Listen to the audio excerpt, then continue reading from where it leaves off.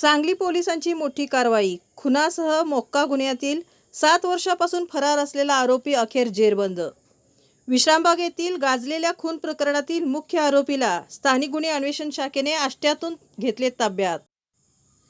सांगली जिल्ह्यातील एका गाजलेल्या खून प्रकरणात तब्बल 7 वर्षापासून पोलिसांना गुंगारा देत फरारी असलेला आरोपी अखेर पोलिसांच्या जाळ्यात अडकला आहे. स्थानिक गुन्हे अन्वेषण शाखा सांगली यांनी ही मोठी कारवाई करत आरोपी गोपाळ संगप्पा पुजारी वय वर्ष 29 याला अटक केली आहे.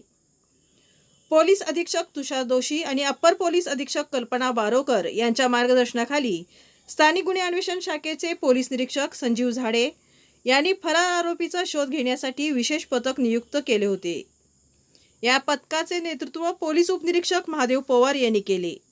दरम्यान पोलीस हवालदार रणजित जाधव आणि पोलीस कॉन्स्टेबल अभिजित माळकर यांना गोपनीय माहिती मिळाली की फरार आरोपी गोपाळ पुजारी हा आष्टा शहरात येणार आहे.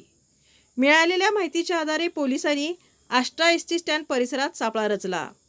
काही वेळातच संशयास्पद हालचाली करणारी व्यक्ती दिसून आली आणि खात्री होताच पोलिसांनी त्याला पळून जाण्याची संधी न देता ताब्यात घेतले.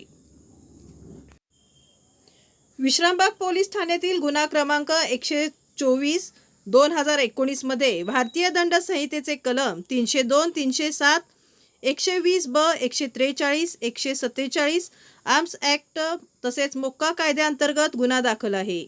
हा गुन्हा 11 एप्रिल 2019 रोजी सांगलीतील महावीर कॉलनी परिसरात घडला होता.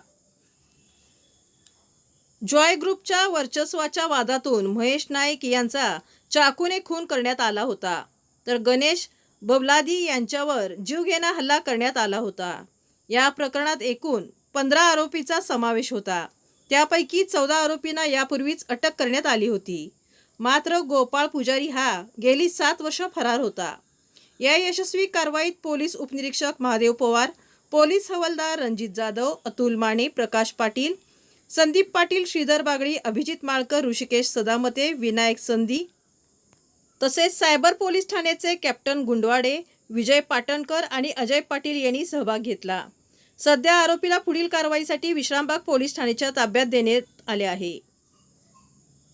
7 वर्षानंतर फरार आरोपीला अटक करण्यात सांगली पोलिसांना यश आणि गंभीर गुन्हेगाराविरोधातील कारवाई आणखीन तीव्र होणार असल्याचे संकेत या कारवाईतून मिळत आहेत.